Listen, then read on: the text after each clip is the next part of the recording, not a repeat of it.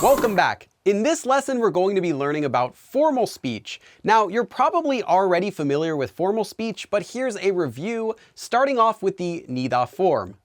The 니다 form is one of the most formal ways to conjugate a verb in modern-day Korean. And to make it, you just take a verb stem and you'll attach either a pi업 followed by 니다 or 씁니다. Note that if the verb stem ends with a lir, you'll remove it first. For example, 가다 may become 갑니다, 먹다 may become 먹습니다, and 살다 may become 삽니다. And these are just a few examples of conjugation using the present tense and the 니다 form. We've just learned about the 니다 form, but there's another form you're going to use when you're asking a question, and that is the form 니까. And to make it, it's mostly the same. You'll take a verb stem and you'll attach a pi업 followed by 니까, or 씁니까. Note that if the verb stem ends with a lir, you'll remove it first. For example, 가다 may become 갑니까, 먹다 may become 먹습니까, and 살다 will become 삽니까. And again, these are only a few examples using the present tense and the 니까 form.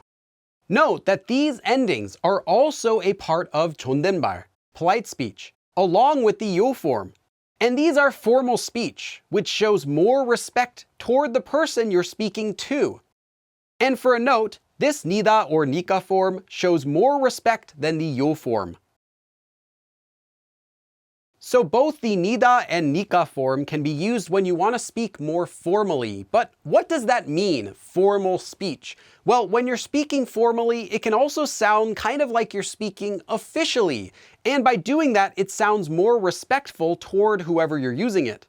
Because of this, you'll typically not use formal speech toward friends, family, or regular acquaintances.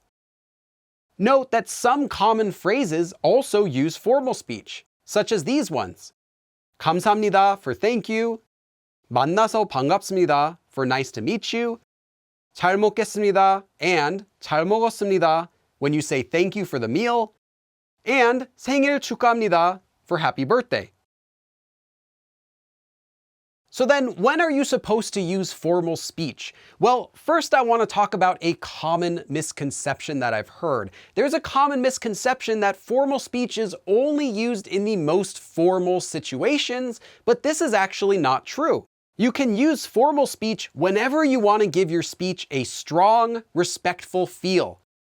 This can also feel as if your speech is for a larger or more important purpose, such as presenting the news, or introducing yourself, instead of just being part of a regular conversation. And we'll talk more about this in detail in a later lesson. Here are just a few of the most common situations you'll find formal speech: making an official announcement, or giving a speech for business, writing a formal letter, meeting a new boss, a new teacher, or your future parents-in-law, and in the Korean Army. Now, we've talked a bit about using the 요 form as well as now using formal speech, and I want to clarify that if you were to use the 요 form in any of those situations I've just said, it would actually sound a bit too informal and therefore be impolite. For example, saying 만나서 반가워요 using the 요 form to your new boss would seem too casual and actually rude.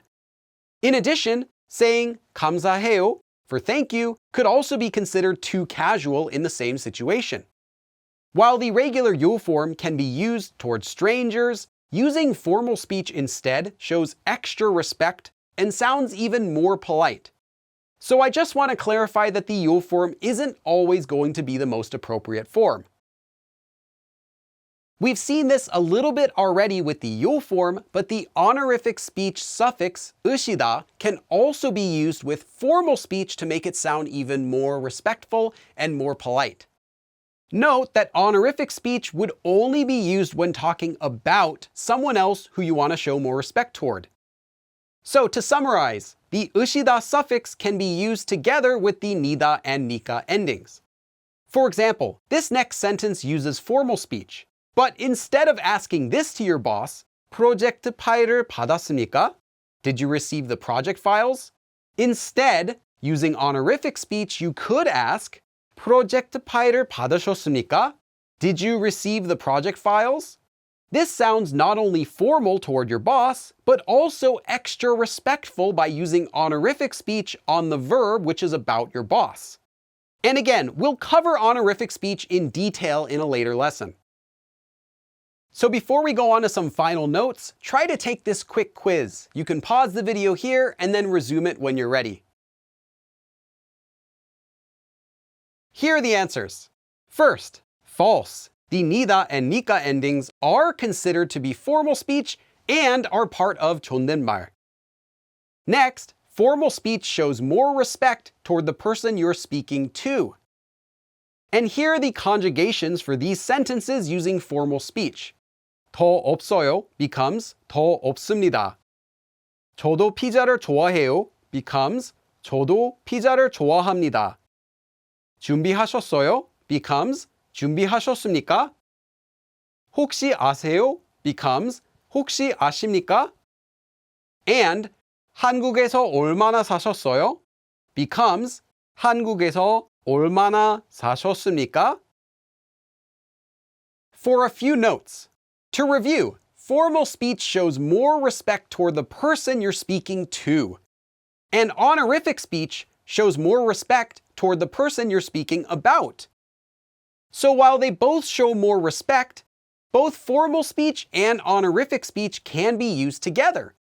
And this is the same as how the 요 form and honorific speech can be used together. Specifically, the 니다 and 니까 forms here are called 하십쇼체 or 합쇼체. And this is the most formal type of 존댓말, so polite speech in modern day Korean.